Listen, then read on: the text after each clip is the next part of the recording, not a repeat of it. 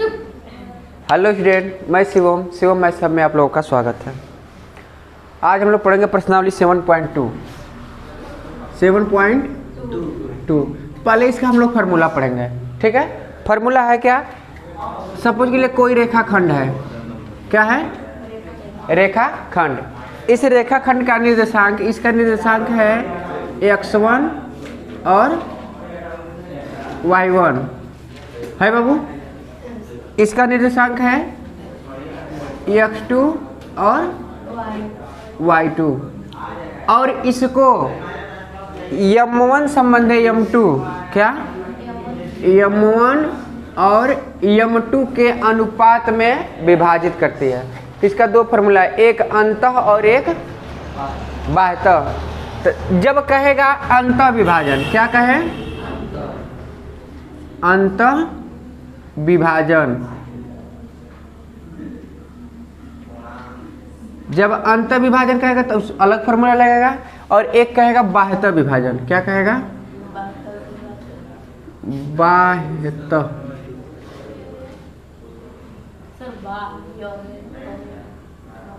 विभाजन,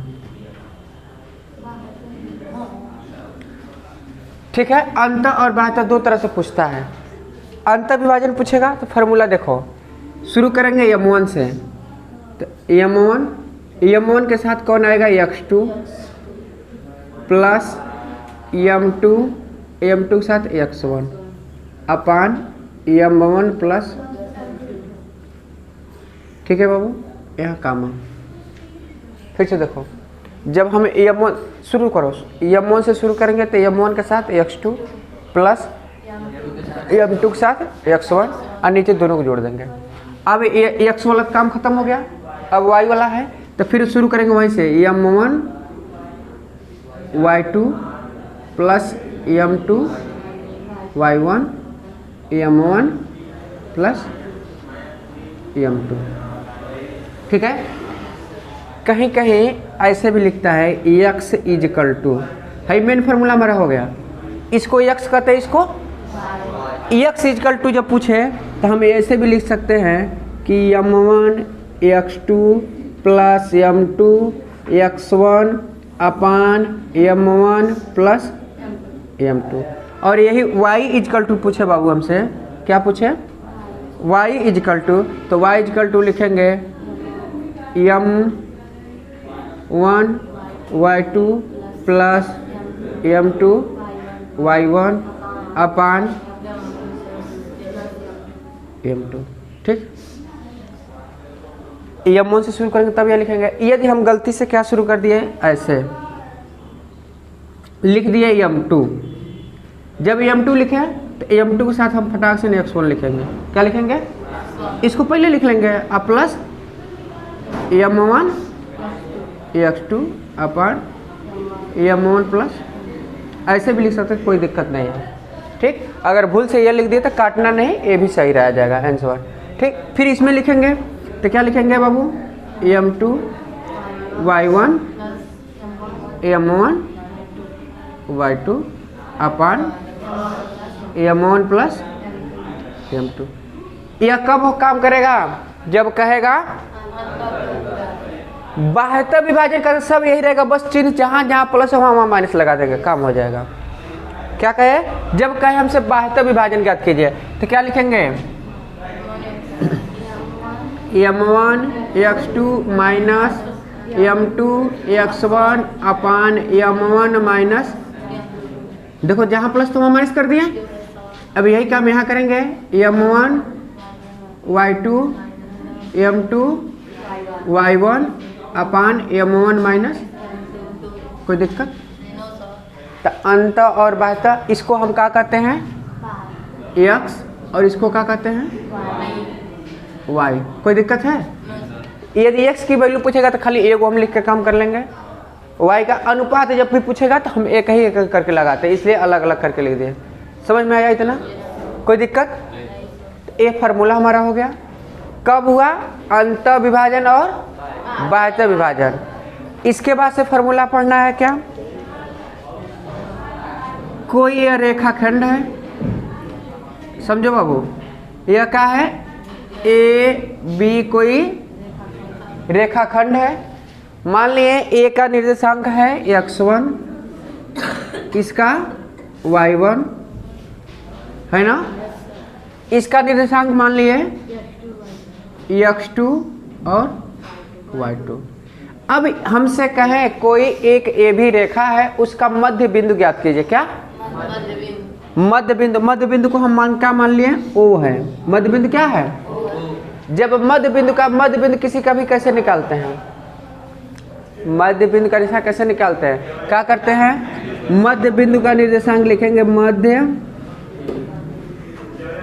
बिंदु का निर्देशांक।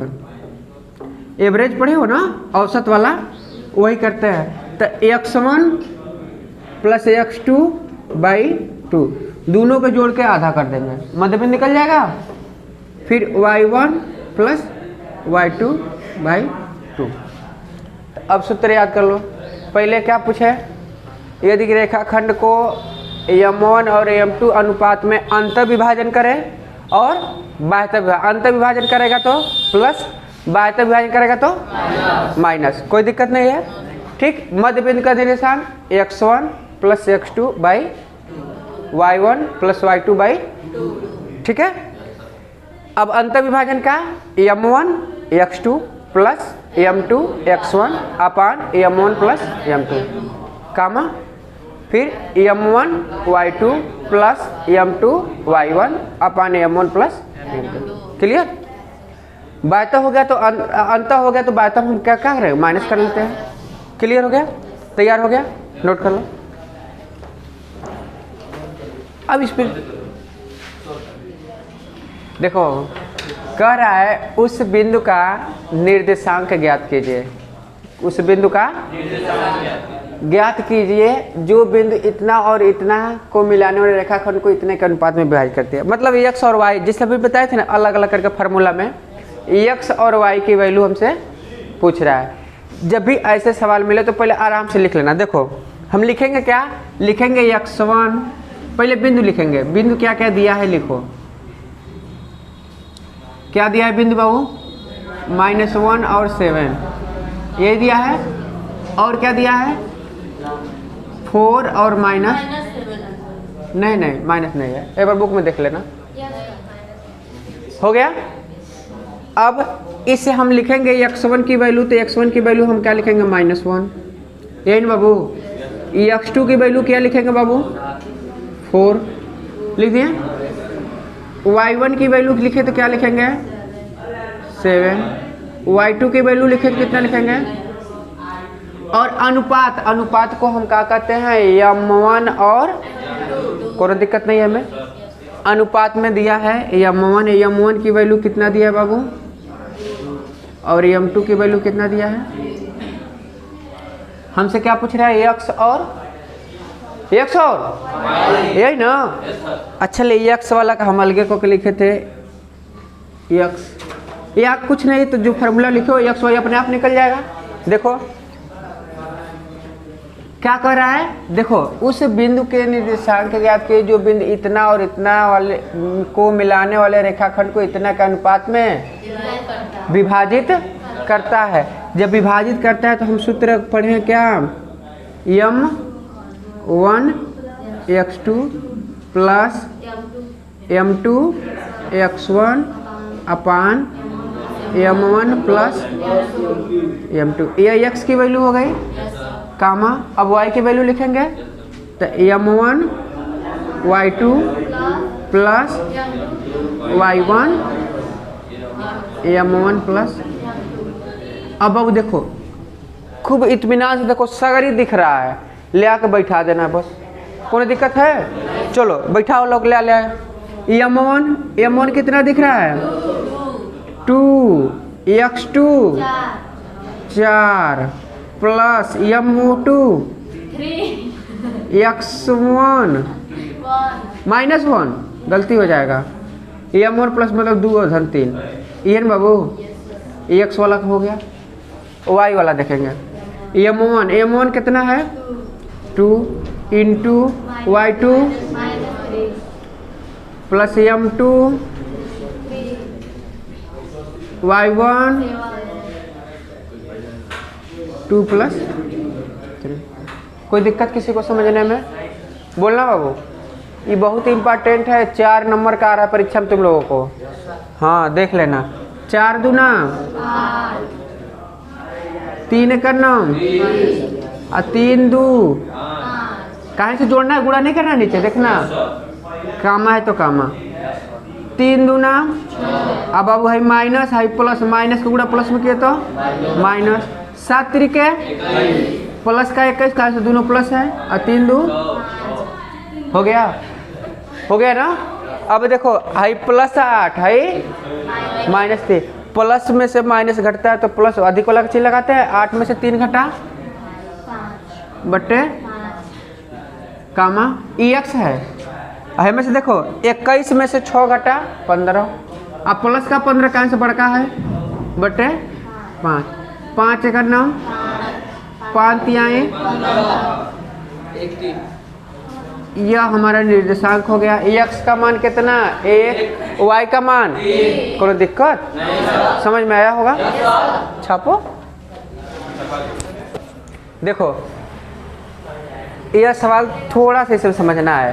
क्या कह रहा है कि बिंदु 4 -1 और -2 -3 को जोड़ने वाले रेखाखंड को सम, यहाँ देखो है क्या कह रहा है, सम त्रिभाजित, मतलब एकदम समान भाग में 3 भाग को एकदम समान समान काटना है। देखो जैसे कि है एगो रेखाखंड हमारा हो गया, समझना बाबू, ए रेखाखंड हमारा हो गया।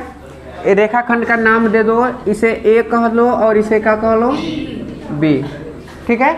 ए का निर्देशांक हमें क्या दिया है 4 और -1, और इसका कितना है बाबू, इतना हो गया। अब कह रहा है इसको सम त्रिभाजित, कितना सम मतलब सम मतलब समान, त्रिभाजित मतलब 3 भाग में। तो देखो 1 1 2 3 को हो गया, है P हो गया है Q, 3 भाग हो गया कि नहीं। तो सम त्रिभाजित 1 है यो 1 है यो 1 है, 1 1 के अनुपात में हम क्या करें विभाजित कर दें। तब कह रहा है करने वाले बिंदुओं के निर्देशांक ज्ञात कीजिए, हमें निर्देशांक ज्ञात करना है, यही ना। तो अब यदि हम देखो, यदि ले लें यहाँ से, देखो एक बार लेंगे ए बी को विभाजित करने वाले P Q ले ले, क्या ले ले Q और P, ये तो निर्देशांक निकालना है ना, ठीक है। तो लिखेंगे Q का निर्देशांक, क्या लिखेंगे Q का निर्देशांक। समझना, एक के लाइन समझना है, बस ये समझ गए सवाल लगा लिए, बस जीत जाओगे, कोनो दिक्कत नहीं होगी। क्या करना है, यदि Q का निर्देशांक हम निकालेंगे तो है देखो 1 है 1 धन 1 क्या होगा ये, तब यहाँ लिखेंगे 2 संबंधे 1 के अनुपात में Q कितने भाग में बांट रहा है। सुनो AB रेखा को Q कितने के अनुपात में बांट रहा है, 1 धन 1 2 अनुपात 1 में बांट रहा है कि नहीं। इसी तरह से यदि AB रेखा को P कितने अनुपात में बांटेगा, तो 1 संबंधे 2 में बांटेगा P वाला। तो Q का निर्देशांक लिखेंगे तो कितना लिखेंगे 2 संबंधे 1।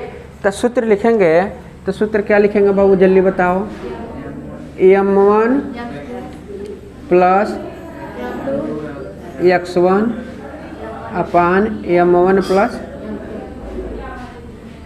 हो गया। फिर M1 y2 M2 y1 M1 plus, clear है, क्लियर है। अब खोज रखो M1 का मान, x2 का मान प्लस M2 का मान, x1 का मान कितना है, हाँ 2 अधन 1, क्लियर। फिर अब रखो m1 कितना है बाबू 2y2 plus m2 y1 minus 1 अपान 2 प्लस 1। क्लियर। तो देखो 2 दूना माइनस का प्लस में करेंगे तो 4 का नाम बटे 2 है और 1। ठीक है। यहाँ देखो है कितना है 3 दूना माइनस का 6 माइनस गुणे प्लस बराबर माइनस 2 1 का नाम अब बट्टे 2 1 बाबू है 4 से 4 तो कट गया 0 बट्टे है 6 और 1 7 बट्टे 0 में किसी भी अंक या अक्षर से भाग देंगे क्या होता है तो 0 और यह हो गया -7 अपान ये क्यू का निर्देशांक निकल गया।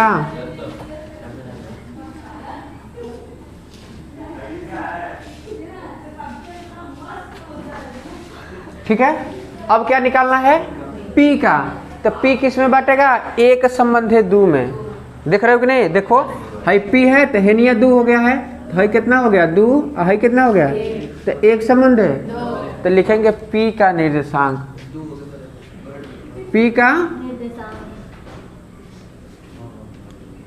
निर्देशांक का होगा बाबू सूत्र फिर लिख दें m1 x2 x1 अपान m1 प्लस m2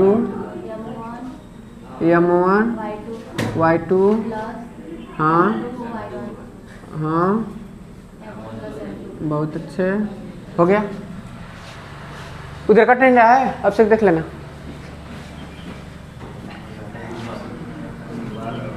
चलो रखो m1 की वैल्यू रखो बाबू। m1 की वैल्यू कितना है यहाँ देखो m1 यहाँ 1 हो गया है। क्या हो गया है तो m1 की वैल्यू 1